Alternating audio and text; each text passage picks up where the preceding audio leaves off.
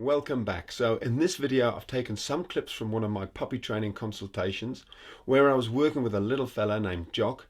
Now a lot of the time people think it's really hard to get dogs, and especially puppies, to learn a new behavior. So hopefully by the end of this you'll see that it's actually super easy when you know how. Enjoy the video.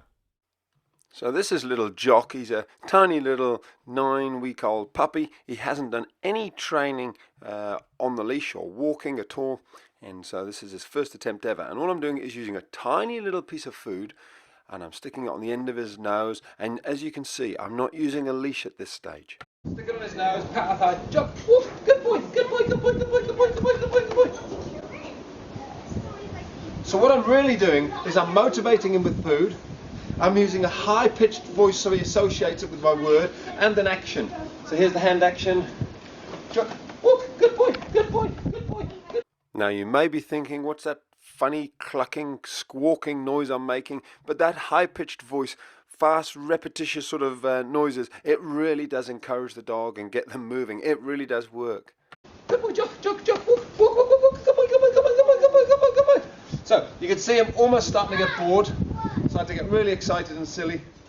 So that's stage one, where we're using food but no leash, no lead. And this is where it gets amazing. We're moving to stage two now.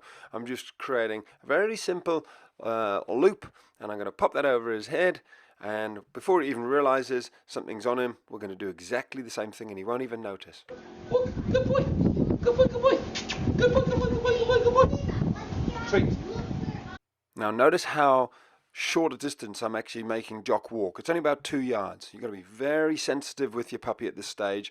Give them a little bit of a breather, really use the food to tempt them along. Good boy, Jock, very good boy. So again, I'm using loads of energy there. I'm only asking him to do a couple of yards. The worst thing you can do is keep pushing him too far until he gets a bit bored. You can see here he's got a little bit of an itch. So you just make it easy for you, make it easy for him. And keep putting that food back on his nose. It's the food which is motivating your dog at this stage. You're needing to make it a positive experience. So, you know, if he's got a little itch like he has here again, just let him itch it out, make it easy, and then always give him the rewards. Early on you want to be using rewards all the time, and then I'm taking the leash off because I want to quit whilst we're ahead. Now there's a bit of wind interference here, so I'll just voice over this bit, but all I'm saying is you want to take this off him before he gets stressed with the sort of leash around his neck, so that he then starts to associate with a positive look. I put it back on him and he thinks, oh, we're doing more of that great training where I get a little treat. Now this is what happens if you do too much. You see how he started to turn and bite it? That's him saying, I want to get this off me because I'm not happy. I think he's also a little bit frustrated with his itch, whatever's going on, but you could just see the start of him starting to say, I don't want to do this anymore, so let's quit whilst we're ahead. It's a really, really important point. Now, a common question I get asked regarding this sort of training is how much should we do? And a ballpark figure is lots of short little intervals. So, for example, you're much better off doing sort of 5 or 6 1-minute sort of training sessions rather than one big 10-minute session. 10 minutes is going to be way too much for a puppy of this age. And if we just run through what we did, we started off, remember, with Jock just being encouraged to follow us by patting our thigh and using food treats. So that was the first stage. Then we did the same with a leash on him. So we patted our thigh, put food right next to his nose, so the food is actually like a lure. And then the third stage was no leash, and we're just patting our thigh here. He's actually following us. The food's not right by his nose anymore. So he's really come on a long way, and they're the 3 sort of key stages really of developing a really good walk. So there you go. Hopefully that's helped you with training your puppy to walk by your side. Now here's some clips from a much larger video of Jock's training, which is inside my site. It's just some clips of him basically socializing with my dogs. This is Peanut here, and as you can see, having a little puppy learn to socialize with big dogs is not always a bad thing. In fact, it can be fantastic, especially if you've got a confident wee puppy like little Jock here. So he's going to get corrected a couple of times. He's going to be learning the rules. Basically, don't try and steal the ball from Inca.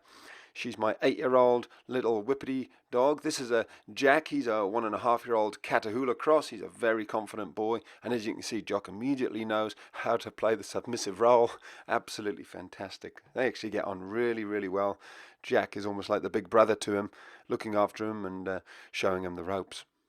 Okay, so I want to show you one more thing before we finish. It's basically the two different ways my dogs tell Jock to leave the ball. First of all, Inca, very verbal, very loud, and sounds scary.